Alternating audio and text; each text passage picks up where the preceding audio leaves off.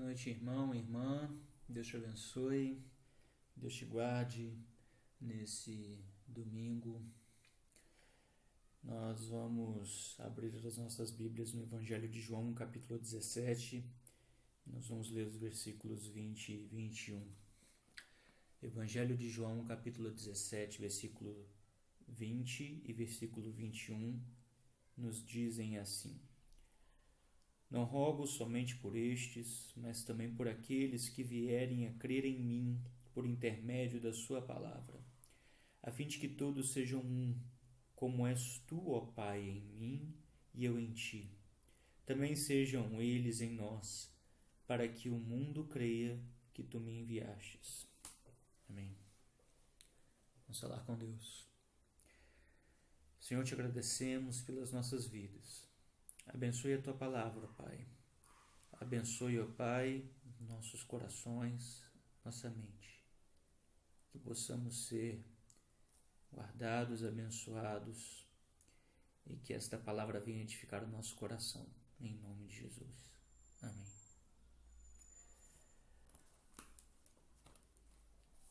Tem uma frase de Fernando Pessoa, é legal, ela fala o seguinte, que navegar é preciso, viver não é preciso. É engraçado porque quando a gente escuta essa frase, a gente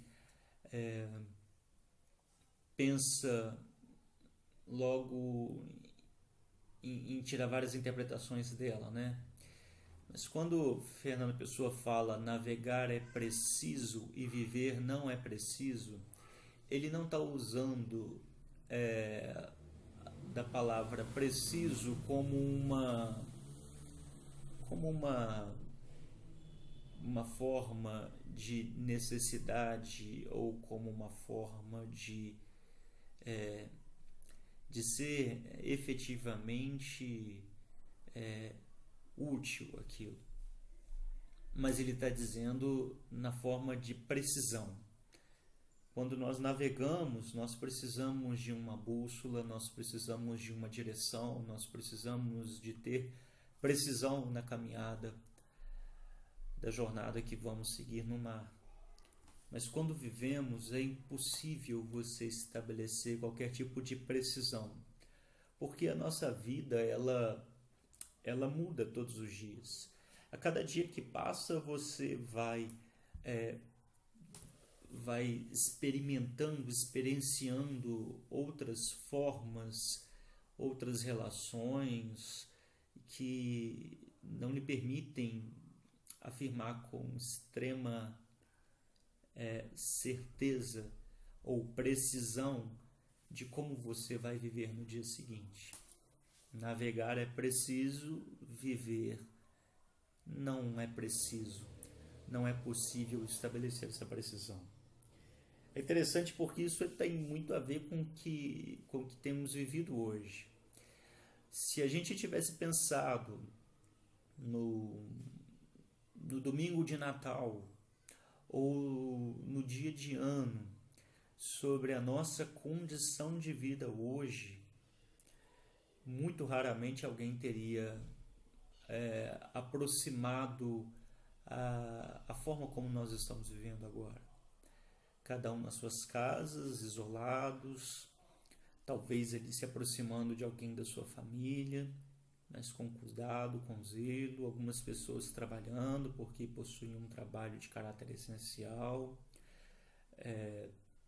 outras pessoas passando por dificuldades por conta de emprego, por conta de renda, outras passando dificuldade por conta da saúde, outros profissionais de saúde agora talvez em casa esgotados e tendo que recuperar rápido para poder voltar ao trabalho e ajudar a atender aquelas pessoas que precisam do acolhimento, da assistência. É muito difícil a gente conseguir precisar o quão dolorido é para cada pessoa esse momento. Essa semana eu estava conversando com a minha esposa e a gente estava falando sobre, às vezes, a nossa nosso distanciamento daquilo que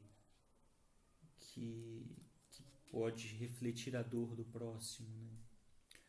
Há quantos anos nós assistimos na televisão famílias sendo destruídas, separadas e desconstruídas por conta de guerra? Pessoas que não têm mais emprego, dificilmente têm acesso a uma vida digna, minimamente digna, porque o seu país está em guerra. As nossas relações, elas acabam sobrepondo a sensibilidade ao problema do outro. E isso é muito ruim.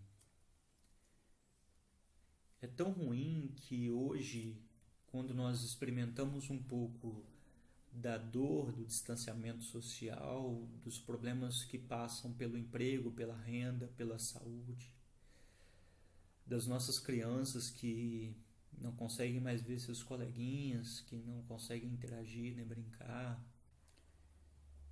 Talvez a gente esteja sentindo agora um pouco da dor dessas pessoas que moram nesses países em guerra, que já vivem isso por alguns anos. Então, quando eu comecei a pensar nisso, eu comecei a refletir realmente um pouco sobre por que a gente tem essa dificuldade de ser um, de se colocar no lugar do outro. E quando eu digo dificuldade, porque a gente realmente tem. Pensa que agora, se a gente abrir uma rede social, a gente vai ter pessoas discutindo se é necessário ou não você ter o isolamento social, se está certo ou se está errado, se vai reabrir, se não vai reabrir comércio. E a pergunta que fica assim, com toda sinceridade no meu coração, é necessário a gente realmente discutir sobre isso? Será que não valeria mais a pena a gente começar a pensar no outro e como a gente pode ajudar o outro? Eu passei por algumas experiências nessas semanas, né, de isolamento, em que eu me vi dentro da minha casa conseguindo contribuir com a vida de uma outra pessoa. E outras pessoas também conversando comigo, se colocando à disposição para poder me ajudar.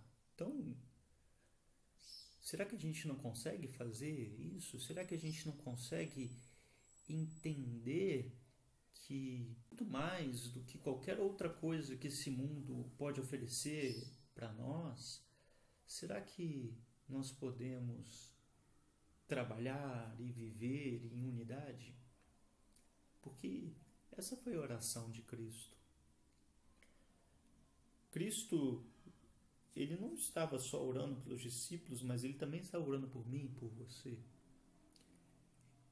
Ele estava pedindo para que nós, aqui, hoje, para que a gente fosse com ele e com o Pai.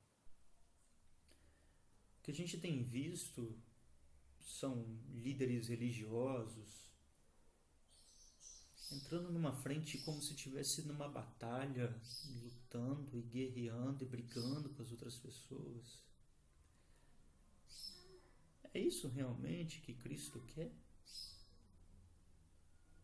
Eu não consigo entender. Para mim não faz o menor sentido. Porque para mim faz sentido é quando a gente joga as armas ao chão e a gente entrega a Deus a nossa vida, o nosso coração. Ainda hoje pela escola dominical a gente teve uma experiência muito boa na nossa lição, que a gente falava sobre fé, e em algum momento a gente falou sobre as lutas, as provações, as tribulações que nós passamos na vida. A gente usou alguns textos inclusive para isso. Mas uma coisa que Jesus disse um pouquinho antes aqui mesmo no Evangelho de João é que no mundo a gente vai ter aflições, a gente vai passar por aflições, mas a gente precisa ter coragem. porque Cristo venceu o mundo. E quando ele fala isso, ele fala porque ele gostaria que nós alcançássemos a paz. E a questão para nós é: será que nós alcançamos a paz abrindo discussões e brigando e debatendo nas redes sociais o que é certo e o que é errado? Será que a gente não poderia dedicar o nosso tempo para ir ao encontro do nosso próximo, para tentar ver do que ele precisa? Às vezes as pessoas precisam só de uma palavra amiga, às vezes as pessoas precisam de comida. É muito difícil você falar quando você começa a perder seu emprego, quando você começa a perder seu dinheiro, e parece que a sua dor é uma dor muito grande. Mas tem pessoas que estão perdendo parentes, pai, mãe, filho, irmã. Eu vi uma senhorinha que conseguiu sobreviver à doença, ficou internada, mas quando chegou em casa, perdeu o neto.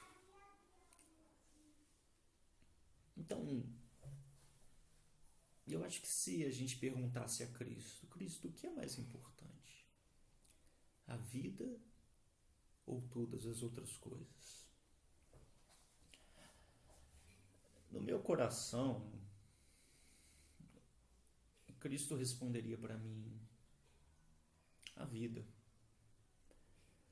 Porque se Cristo veio a esse mundo, foi para nos ensinar a amar, foi para nos ensinar a ser um. Se Cristo veio a esse mundo, foi para ensinar a você e a mim que amar o próximo com o amor de Cristo, o amor dele incondicional, tem muito mais sentido e muito mais valor. A nossa fé, ela está sendo posta à prova, meu irmão e minha irmã. E o que você tem feito? Coloca a sua vida nas mãos de Deus, entrega a sua vida nas mãos de Deus.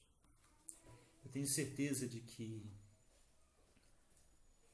quando você colocar as suas súplicas, as suas orações, entregar as suas angústias de todo o coração a Deus,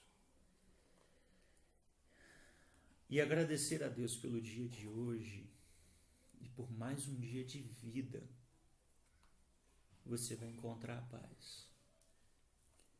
Você vai ser mais solidário ao próximo. Você vai respeitar aquelas pessoas que estão hoje trabalhando para cuidar da saúde do próximo. Quando Jesus pede para que nós sejamos um com Ele, é interessante, porque Deus, Pai, Filho e Espírito Santo representam uma trindade. E o Deus Criador, o Filho Redentor e o Espírito Encorajador nos chama como igreja a ser um. E ser um como igreja é ir para além das dificuldades. Eu não estou dizendo que a gente não vai passar por elas, a gente vai passar e está passando. Mas a reflexão que nós precisamos fazer é: o que Cristo espera de nós? O que Cristo espera de você? O que Cristo espera de mim? Porque se a gente achar que o que Cristo espera de nós é só esse embate que a gente está construindo, desnecessário, dificilmente a gente vai entender o que é a paz. Mas se nós lutarmos para a unidade, deixar de lado essa discussão e comecei a viver a vida para alcançar o outro, seja por uma mensagem de unidade, seja por um abraço daquela pessoa que mora junto com você, seja ir ao seu quarto e orar e conversar com Deus e suplicar e pedir e entregar essa angústia nas mãos de Deus, ou por qualquer outro meio que expresse sensibilidade à vida, nós vamos viver o maior milagre de todos. Porque nós vamos ver que não importa a situação ou circunstância, nós vamos sentir que Deus vai nos fortalecer. Porque a gente pode passar por uma pandemia sentindo a presença e a paz de Cristo, ou a gente pode passar por uma pandemia como se estivéssemos numa batalha lutando contra todas as pessoas ao nosso redor. A escolha é nossa. Mas reflita, meu irmão e minha irmã. Na primeira Páscoa, a ordem de Deus era para que as pessoas se isolassem em suas casas, porque o anjo da morte passaria para matar os primogênitos. E o povo de Deus respeitou. Aqueles que não respeitaram, perderam vidas. Depois o povo, de frente para o Mar Vermelho, começou a reclamar porque seriam mortos pelo faraó e seu exército. E no momento certo Deus respondeu. Depois no deserto, o povo se negou a ir para a terra prometida. Você vai encontrar isso em Números capítulo 13. E teve que ficar 40 anos em isolamento no deserto. Deus foi paciente com o povo.